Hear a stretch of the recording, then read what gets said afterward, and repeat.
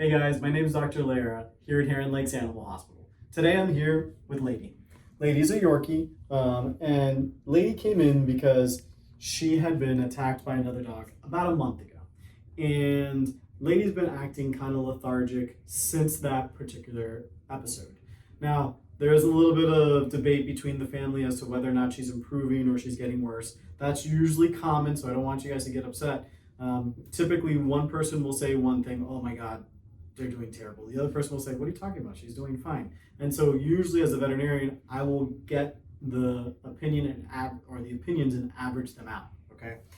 In this particular case, the video is going to be primarily about what to expect after a dog attack or a dog bite and how your pet might be acting afterwards. So initially, right when dogs typically come to me, the first thing that we're going to do is we're going to go ahead, we're going to try and isolate where the bleeding is coming from, if there is any sort of bleeding.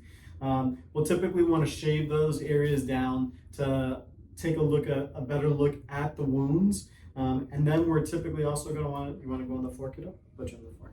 Let's see here. We're going to put it on the floor. Sometimes dogs get a little nervous on the table, so that's okay.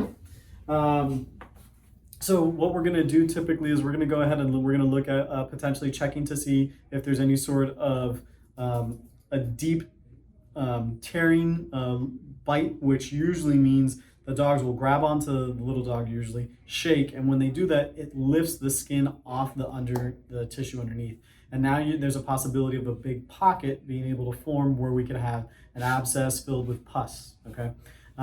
If we have a tearing wound or something like that, a lot of times what we'll do is we'll get an instrument, we'll stick it in there, or even a culturette, and we'll go ahead and try and culture to see if there's any specific bacteria going on, and that way we can have them on the appropriate antibiotics to try and reduce the chances of a bigger potential surgery down the road. The other thing that we're typically going to do is we're going to go ahead and look at putting them on some antibiotics and some anti-inflammatories. The anti-inflammatories, obviously, most of the time when patients come to see me right off the bat, they're usually not painful. And the reason being is because they have a bunch of adrenaline going through their system at that time. Usually what will end up happening is the day after, you might notice that they start acting a little bit more lethargic. They may be limping. Maybe they might not want to eat. And that's because now all the trauma that happened during that initial event, the inflammation has built up and now they're starting to really feel it.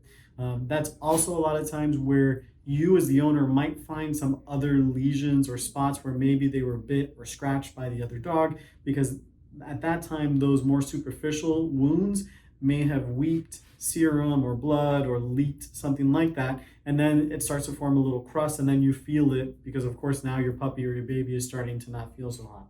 The other thing that I want you to take into consideration whenever we have these patients that are bit by a bigger dog, and these are smaller dogs, if they are bit on the chest, typically it is going to be important that we shoot x-rays on the chest and the abdomen, because we want to try and see if there's any damage or compromise to those particular cavities, the abdominal cavity and the chest cavity. If there is some sort of compromise where maybe there's a hole that goes all the way through, or maybe an organ has been lacerated, we really want to go ahead and try and catch that with an x-ray. We may not be able to catch everything on an x-ray, but it's going to be the first thing that we're going to try, okay?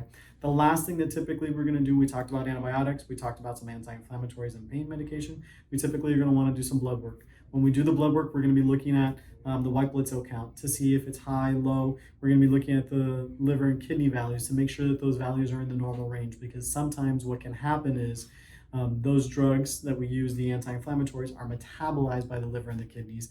And if there's a problem there, we as veterinarians should go ahead and stay away from those particular drugs, because that could have a more harsh impact on those particular organs, all right?